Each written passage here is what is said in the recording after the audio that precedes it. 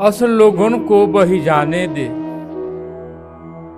अस लोगन को बही जाने दे। हंस हंस हंस हंस मिल चलो सरोवर, बकुलन मछली खाने दे, अस लोगन को बही जाने दे। हंस गयंद चलो मद माते, कुकर लोग भुकाने दे, अस लोगन को बही जाने दे। हंस हंस मिल चलो अमरपुर, कागा अमिस खाने दे, अस लोगन को बही जाने दे। कहें कबीर सुनो भाई साधो, सत्य शब्द में काने दे, अस लोगन को बही जाने दे। जो संसारिक प्राणी पदार्थों के मद में उन्मत्त हैं, उन्हें मन इंद्रियों की धारा में बहने दो। उन पर तुम्हारा उपदेश नहीं लगेगा, चुपचाप अपना कल्याण करो। हंस हंस मिलकर मानसरोवर में चलो, जहां मोती चुगना होता है। बकुलों को मछली खाने दो। विवेकवान ही सत्संग में आत्मा अनात्मा का विवेक आत्मस्मरण करते हैं। विवेकहीन तथा प्रमादी लोग विषयों में उन्मत्त रहते हैं। हाथी अपनी मस्त चाल से चलता है, उसे देखकर कुत्ते भूंकते रहते हैं, उसे देखकर कुत्ते भूंकते रहते हैं, परंतु हाथी उनकी तरफ अपनी दृष्टि भी नहीं फेरता। वह निश्चिंत अपनी चाल में चला जाता है।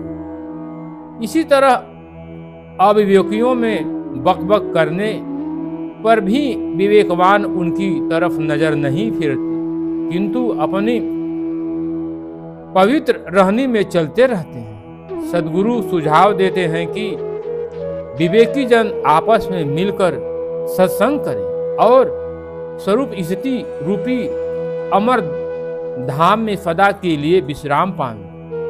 वे कौवे स्वभाव वाले व्यक्तियों से संबंध में न उलझें। कौवा का अशुद्ध भोजन है, उन्हें कौन शुद्ध कर पाएगा।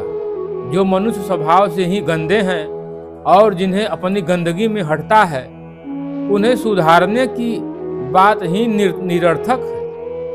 कबीर साहब कहते हैं कि हे संतों, निर्णय वचन सुनो और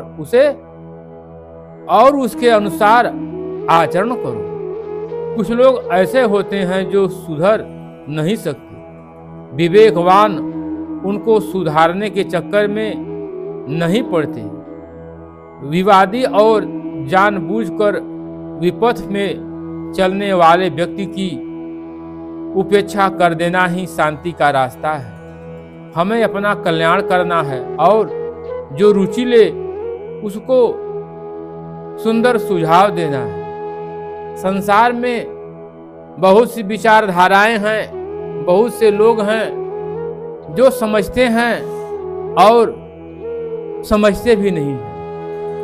अगर आप अच्छे लोगों को अच्छी सुझाव देंगे, उन्हें समझाएंगे, बताएंगे, तो आपके बात बाणी को समझ करके परमार्थ के रास्ते पर चल देंगे। अगर जो दुर्व्यवहारी है, हठी है, मानने वाला नहीं है, तो ऐसे लोगों को उपदेश देना भी खतरे से खाली नहीं है। एक बंदर था, माघ का महीना, तेज सर्दी पड़ रही थी और सर्दी से ठिठुरन से पेड़ पर बैठा बैठा ठिठुर रहा था। वर्षा हुई थी, माघ का महीना था, तेज से हवाएं चल रही थी और डाल पर बैठा किकुड़ रहा था। उसी समय गौरैया उसे बोली कि अरे भैया, तेरा तो हाथ पैर मानो जैसा है, मानो जैसा हाथ पैर, मानो जैसा काया, इतने समय गंवाकर तूने अपने के लिए घर क्यों नहीं बनाया। अब गौरैया तो घोंसले में बैठी थी, आराम से बंदर को बता रही थी कि तुमने घर बनाया होता अपने के लिए तो आज तुम इस ठंडी से, शीत से, हवा से, ठिठुरन से बच जाते। लेकिन अब बंदर को उपदेश तो वो गौरैया दे रही थी, लेकिन वो क्या जानती कि मेरे ऊपर भारी पड़ेगा। बस बंदर क्रोध में आ गया, चली है बड़ा उपदेश देने, बस डाल से कूदा और गौरैया का घोंसला उठाकर जमीन पर फेंक दिया। अब बताओ, वो तो सर्द ठंडी सहन कर रहा था और गौरैया का भी घोंसला उठा करके फेंक दिया। वो भी बेचारी बिना घर की हो गई। बोला बंदर की, अब तू भी बिना घर के रह, जैसे मैं शीत रहता हूं तू भी सह। तो अच्छी सीख बुरे को देना और सिर पर अपने आफत लेना। भैया ये संसार बहुत दूसरे विचारधारा का है। अगर आप अच्छा उपदेश सुनाओगे तो जो सज्जन पुरुष हैं, सुंदर हैं, वो तो आपके विचार से सहमत हो जाएंगे, आपके विचार को आत्मसात कर लेंगे। लेकिन जो हठी हैं, जो मूर्ख किस्म के व्यक्ति हैं, उसी बंदर की तरह आपके ऊपर झपट जाएंगे, आपको परेशान करने के लिए तत्पर हो जाएंगे। इसलिए समझ बूझ करके रहना है, समझ बूझ करके चलना है। ये संसार बहुत अनेक विचारधाराओं से परिपूर्ण है। साधन के पथ पर उन्हीं को बताइए, उन्हीं को समझाइए, उन्हीं को सदुपदेश दीजिए जो संस्कारी हैं। आप उन्हें बताएंगे, समझाएंगे तो आपके विचार को, आपके आत्म ज्ञान को वो समझेंगे। अगर अविवेकी को बताएंगे तो वो आपका केवल हंसी ही उड़ाएगा और कुछ करेगा नहीं। संसार में जो संस्कारवान है, जो विवेकवान है, जो महापुरुषों की सेवा में लगा है, उसे महापुरुष की वाणी अच्छी लगती है, सुंदर लगती है।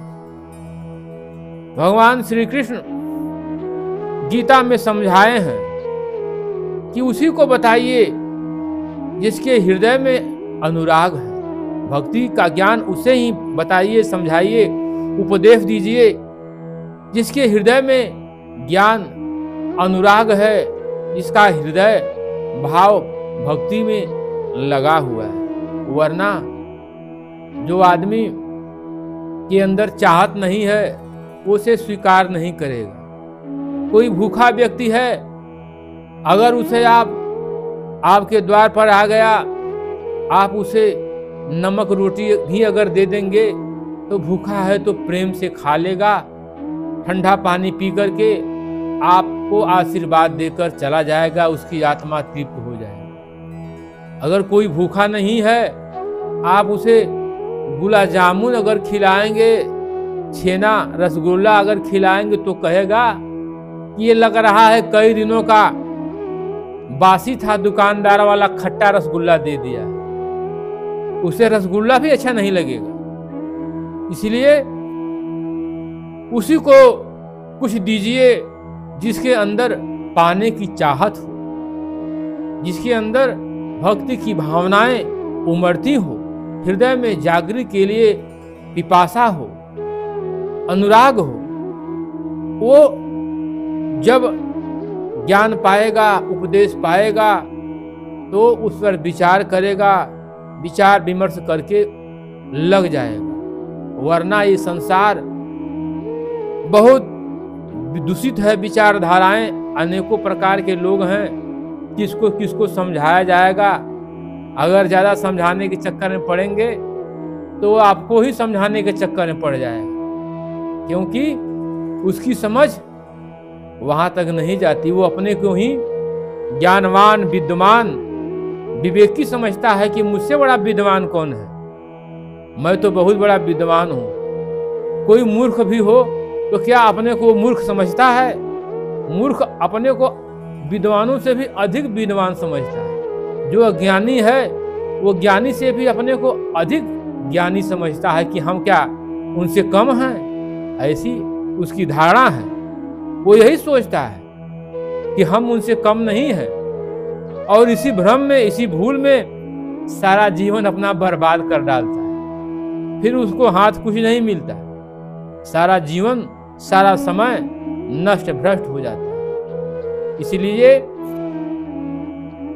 हर जगह, गीता में, रामायण में भी गोस्वामी जी, तुलसीदास जी दर्शाए हैं, जो श्रद्धा सम्मल रहित नहीं संतन कर साथ, और तिनते मानस अगम अति जिन्हीं न प्रिय रघुनाथ। जो श्रद्धा और संबल से रहित है, भगवान श्री राम उसको प्रिय नहीं है,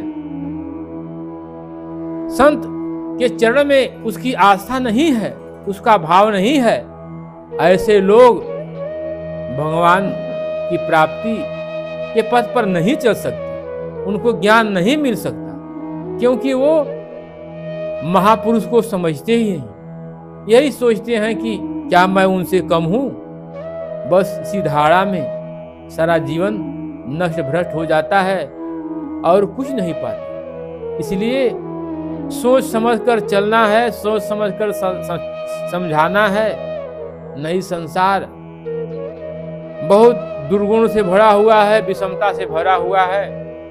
कहाँ तक बयां किया जाए, बयां करना भी कठिन है।